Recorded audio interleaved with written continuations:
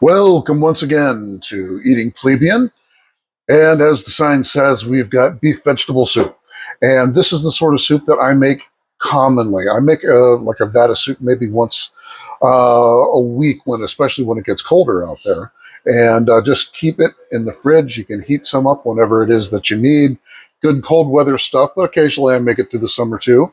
And especially when I've got a lot of items that are in the fridge that I want to go through, use up, whatever. Let me show you some of the things that I have here. All right, to start things off, I've got a mirepoix, as I very often do, of onions, carrots, and celery. I have 3 to 5 cloves of garlic that are minced. I have from the other evening, I made a big batch of beef ribs, and those beef ribs I planned on having overage. I got about 1.5 pounds. I've deboned and largely defatted, or at least the most egregious fat out of it without having to resort to microsurgery. A can of green beans, drained. I've got out of the freezer about a half cup each of green peas and frozen corn. I've also got 1/2 of a small head of cabbage, and that has been cored and chopped. Getting along to the particulars for the stock, we've got beef broth. I've got, this might be surprising to some people, but I've got about 24 ounces of V8 vegetables juice. If you can find it, I do prefer the lower sodium if you can grab it. I also get it because I don't use it that often. I don't want to open up an entire gallon's worth and then have it go bad when I'm only using it for 1 or 2 recipes. So I actually get it by the can. It's cheaper that way, or at least less wasteful. I've got oregano, I've got thyme and bay leaves. Those are some heavy hitters in the homemade soup business. Salt and pepper. I might even add some other stuff in as I come across it. But what we're going to do is just get ahead with my 5-quart Dutch oven. Good, heavy thing. Heats nicely all around, and it's also a good vessel in order to simmer things for long periods of time. So, all right, let's get going and get onto the stove. All right, I've got my big burner on medium, and that ought to produce enough heat to pretty much heat up anything I've got in the house. I've neglected to I've got some filtered olive oil. This one doesn't have all the proteins in it that make it smell fantastic, but on the flip side, it doesn't burn. You want to save those really good extra virgin olive oils to cold items or very low heat items. So I've got about 2 tablespoons in there. I'm going to go ahead and add the main portion of my meditation, the mirepoix.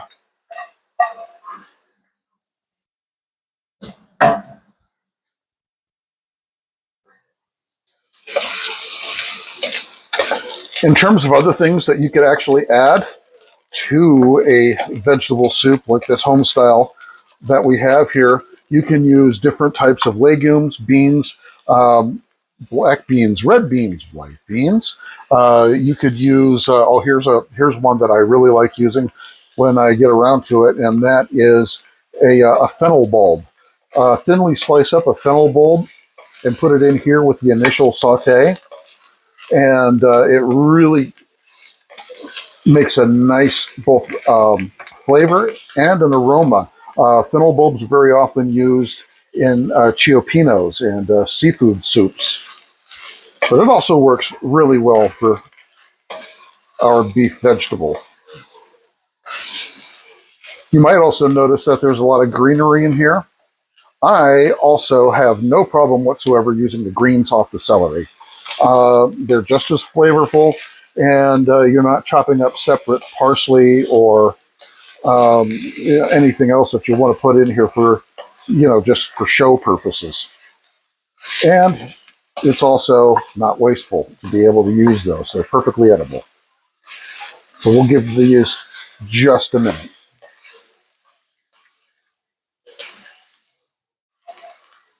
All All right, it looks like we're getting a little bit of translucency to those onions. That's the meter that we use in order to tell whether or not we've gone far enough on the saute. After all, we are going to be simmering this for an hour or so just to get it all melded together. So right at the moment, I'm going to go ahead and I'm going to add my garlic.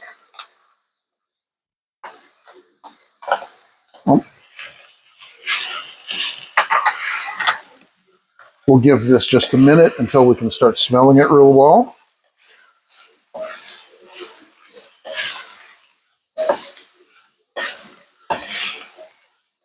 You just want to kiss it with a little bit of heat. Garlic burns very easily. Once you burn garlic, there's no bringing a dish back from that. All right, I think we've about got it. And now I'm going to go ahead and add all the beef from those ribs. Chuck it right in.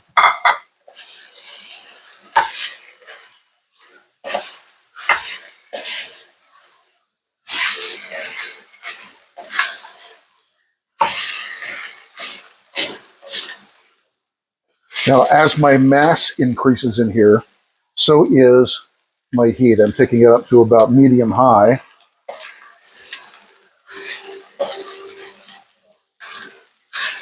That meat is still a bit cold because it was in the fridge overnight. Didn't take me too long outside of the fridge before I hit the record button. And so a lot of it is still pretty cool. So we want to counteract how much of a heat sink it can be.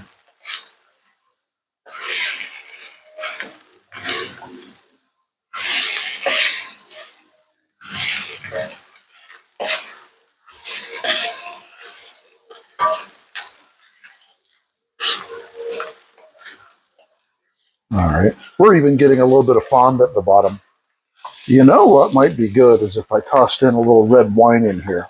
Unfortunately, I'm out because I've used all my red wine the other night making the ribs. And then, for reasons maybe a few of you will remember, those on my Twitter feed will know, that didn't work out too well.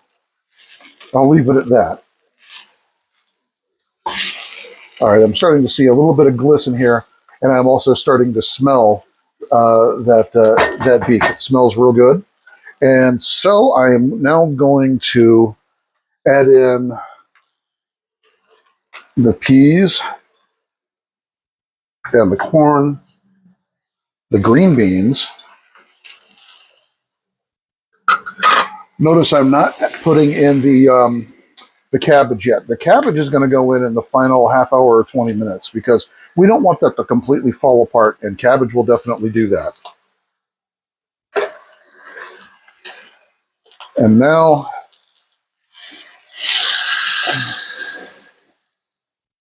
this was only a half container. That's only 2 cups. I've got another one here.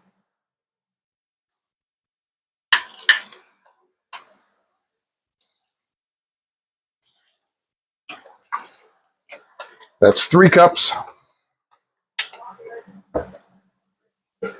And now for the V8 juice.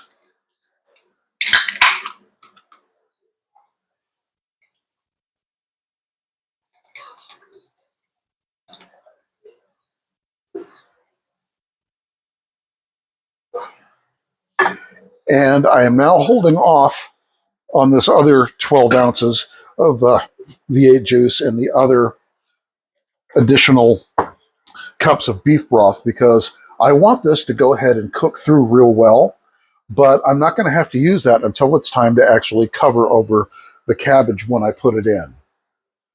So that will infuse much better if the vegetation to liquid level is a little bit more in parity. So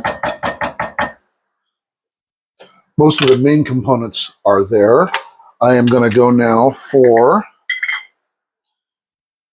a teaspoon of thyme,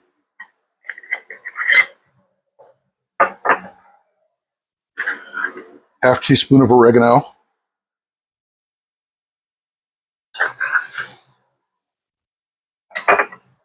and 3 bay leaves. Unorthodox. Okay, we got those in there. So now I'm going to stir this in.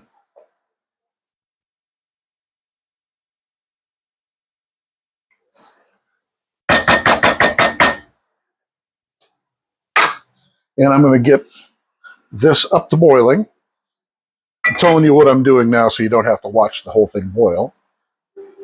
And when I do, I'm going to use my diffuser here over top of this smaller burner because I can more adequately tune in the amount of simmer that I want to put in from this one. This is my largest burner. But as soon as this comes on and gets to boiling, I'll put it here, meter it out so we've got a nice slow roll, and then we're going to let it sit for an hour. All right. So until that time, thanks, and I will be back with you in your time in just a second. All right, we've had this going near enough to an hour, so I am now going to add in the cabbage into this soup. It is looking real good. It looks like it's melding well.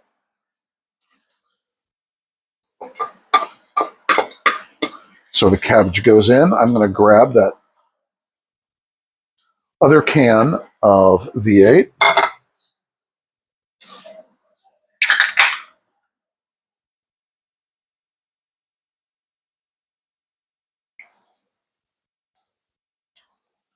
And I think that we actually have enough broth in here that I'm not going to have to add any more of the beef broth. This will cover over. And we need to give this at least 20 minutes to go ahead and let that cabbage cook or steam up. We just didn't want it to fall apart by keeping it in here with everything else. My bay leaf is holding on for dear life. I'll just put that back in. All right, covering back up, and be back with you in just a second. All right, we are now coming down to brass tacks on this soup, and looks like everything has come together really well. We don't have any slurry of anything sitting on top of it. Now I'm going to do the final adjustment with salt and pepper. You'll notice I didn't add that in at an earlier stage.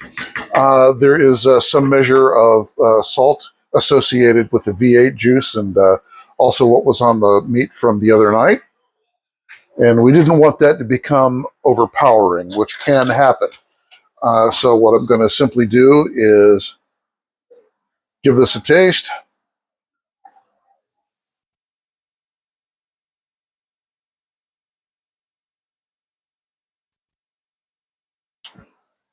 That is really good. It does need some adjustment, however. I'm going to put in about a teaspoon of black pepper.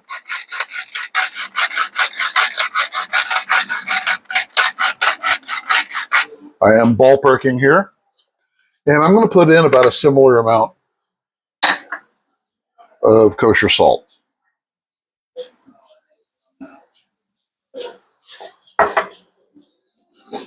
Stir that up.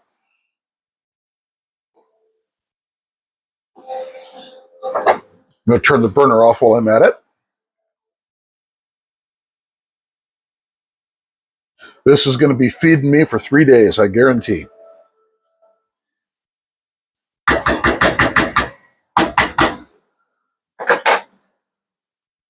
And just one more hit of this.